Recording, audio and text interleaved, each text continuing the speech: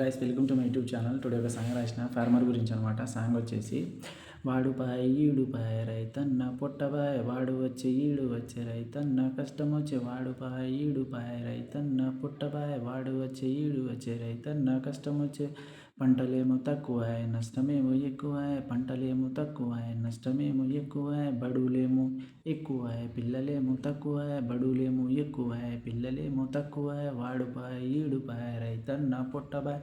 వాడు వచ్చి ఈడు వచ్చే రైతన్న కష్టం వచ్చే వాడు వచ్చి ఈడు వచ్చే రైతన్న కష్టం వచ్చే